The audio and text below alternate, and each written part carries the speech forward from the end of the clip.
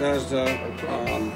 Went to school in the district, and then I went to public school later on at PCC High School, and that was at Bethesda.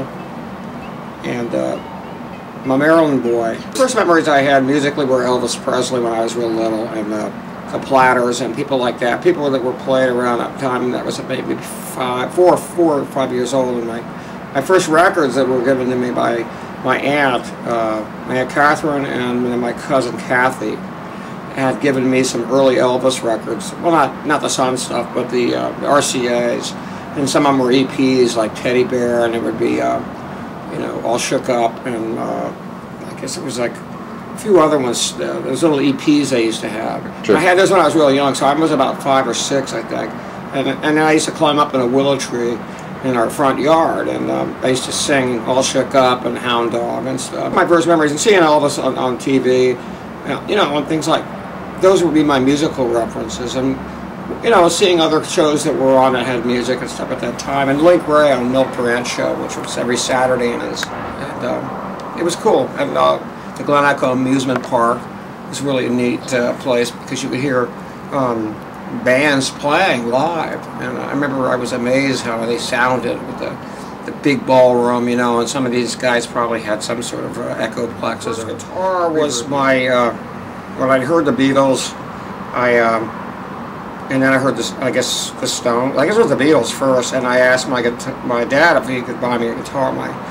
So we went to a pawn shop, I believe, and I got I think it was, no, the first guitar I got was I was sent to the Bethesda Guitar Center, and my mom and dad said, if you're going to play guitar, you've got to learn to play like for real, like in other words, reading tablature and taking real lessons.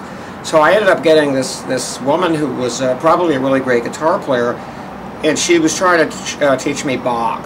I got a classical guitar, but I couldn't read tablature. It was later found out as I got older that I was dyslexic. And you know, I had a real tough time with it, and she thought maybe I was being lazy, and I just said to her, I can't understand what this stuff is. It's like looking at another language. And she said, well, what do you like to play? And I remember saying, well, I like Slim Harpo, because by that time I'd been listening to the Stones, and I'd heard Jimmy Reed, and you know, from the Backley record, and I went out and bought those records with my friends in 64, 63, 64. So I had a reference point, and she said, well, I've never heard of those guys, and I kind of knew that it wasn't going to work out. So my dad and I went to a pawn shop in Virginia, and they had I guess it was called like a Segovia guitar. It was a Japanese thing, and I asked my dad, I said, can I get the one up there that has the most pickups on it, you know, because I'd seen the Beach Boys guitars, and they always had really cool rigs. They had Jaguars, you know, Carl Wilson, and I saw that Carl Wilson playing a Jag, and I saw Al Jardine playing a Strat, and I said, I want something that looks like that with a lot of pickups. So anyway, we got one. It came in a plastic bag, clear plastic. I think my dad and I bought a case later for it, but it literally came in a plastic see-through bag. Took it home. I got a little amp that was like that big at the same time, package deal, little tube amp, and that was my first guitar. I was lucky that I got to go to basically a parochial boys school. It was called McLean School for Boys. But they had a bunch of us would go to concerts, and they would actually, one of our teachers would let us out and go see. We saw Otis Redding and the whole Sax Volt Review right as Otis Blue had come out, that album. And I remember we went down there, and but I remember we went there even before that, and they would let us out for the 3 o'clock matinee, and you know, whatever it was, a few dollars and stuff. So there would be about 5 or 6, and we'd get out of the show hearing Otis. We'd hear the Stax guys. Cropper was playing with him then, and Duck Dunn. We'd go to Waxy Maxie's across the street, and they had bins of blues records. And we went, hey, these are the guys on the back of these Stones records. And we just saw Otis, so it was, you know, as well as Jimmy Reed, Muddy Waters. And I remember I bought the Best of Muddy in 64, I guess it was. Whenever it came out, 64, 65. And we kept buying singles. We would get Jimmy Reed's latest single, Slim Harpo, Scratch My Back. Oh yeah, sure. And those were my real treasured blues records. After I had heard the Stones, you know, but I could play that stuff. I really actually learned how to go, you know, and it was really a great feeling because I could not have done Beatles songs. I couldn't figure them out, and I heard these. When I heard Jimmy Reed, I said, I kind of understand that a little bit, and I think I can pull that off. Right. And I realized that then he went up to this, you know.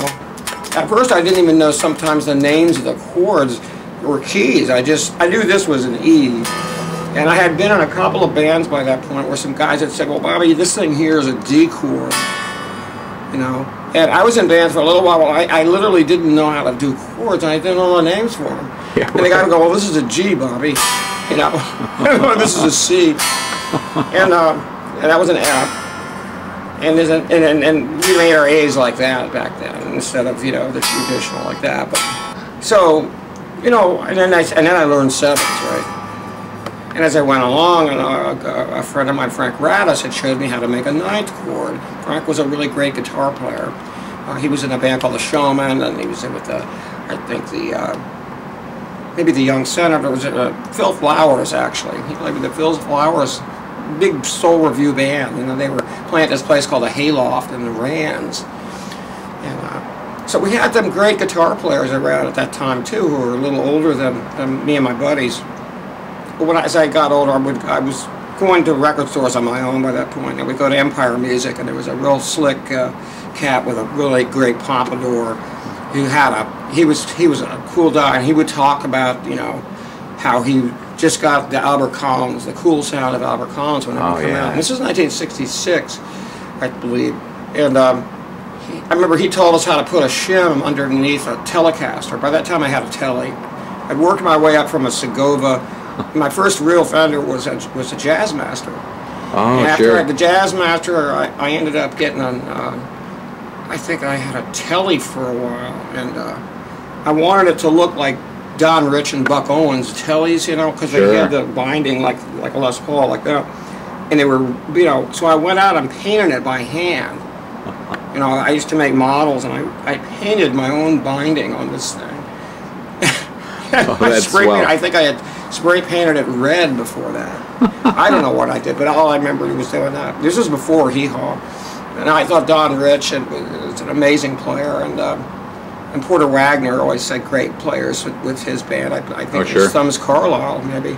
He had the TV show too, right? Like that. Porter. Yeah, the Porter Wagner show was great. I was in a band called the Yarbs around '65. It was the first really together group I was playing with, and Chris Pestalozzi, Jerry Rivera, and Jim Boyles. And we had a really nice little basement band, and we got to play churches and stuff. And you know, we mixed it up. We would do a couple of tunes by Love, which I always, one of my favorite bands from that period. We used to try to do some Doris stuff. And then we would play Slim Harpo stuff, like Scratch My Back, and I think Chris would play a little harp. Sometimes maybe I'd blow a little bit. I had a couple of Marine bands, you know. I tried to sound like Louis Myers, and I had my little Walter records by then, so I tried to approximate it. But we would split the chores with that, if I remember correctly. But Chris was the leader of the group, Chris Pestalozzi. But we did a real nice spectrum of stuff. We would do some country stuff. We would even do some Byrds tunes. Chris also wrote a lot of stuff. So we were originally called the Yarbs. And when we got really psychedelic, we changed it to Froggy Little. And around that same time, I was starting to kind of really get into my blues head, you know, and I was getting into more public high school, and I got exposed to more broader, a bunch more kids and things, and I wanted to be a Chicago-style player.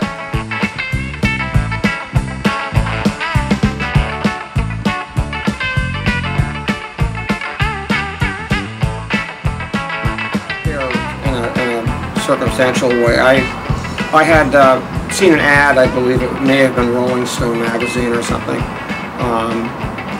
or one of the publications. Anyway, I saw that there was the Ann Arbor Blues Festival the same weekend as Woodstock. And most of my friends were going to Woodstock. In fact, almost all my friends did. And I said, well, I'm going to go to this blues festival, you know. And I saw the roster, and it was like Magic Sam was on there. And I had heard about Magic Sam from Lothar and the Hand People. I remember some years before when I worked at a psychedelic theater called the Ambassador, where I got to drive Jimi Hendrix back and forth from the, from the Shore Hotel to this theater on Adams Morgan area. Anyway, that's another story. But so I went to Ann Arbor for that festival, and I was most knocked out, I think, when I saw Magic Sam. It had an effect on me where it was profound, because I said, God, here's a guy playing with a clean tone. I'd heard Buddy Guy before live, and I had talked to him and stuff.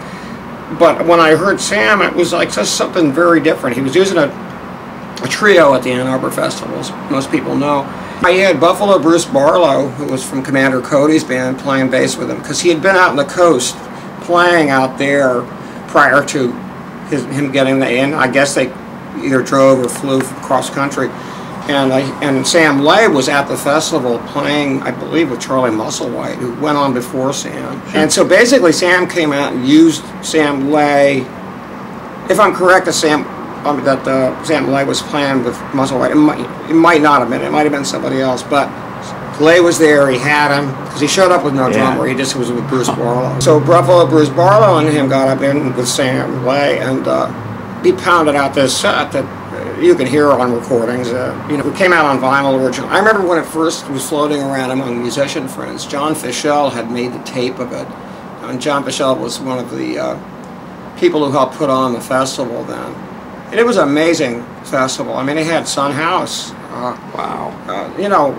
Everybody that you read about and heard about, in the Blue World of Blues was there that year, and a lot of them died by the 70 festival. It was the first of the real true Ann Arbor Blues festivals. The 70 was great too, but a few guys had died. So, right. And after that, it was taken more over by, I think, John Sinclair, and it basically shifted into having more jazz and stuff, and a few other sorts of rock type blues.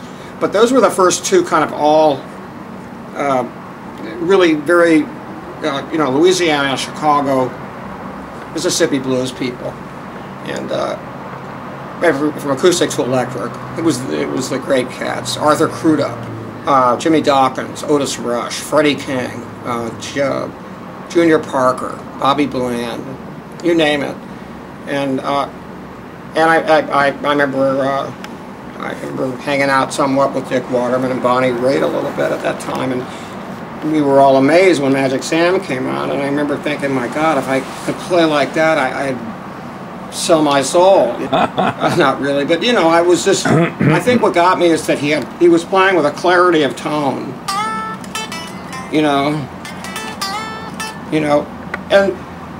he was using a twin reverb. He was playing a Strat at the time, but it was unlike what was happening from a lot of the British guitar players, who were relying more upon volume and distortion to to hold a note. And when I heard Sam playing with a very clean tone, I was amazed, and also how he comped from chords, like from a.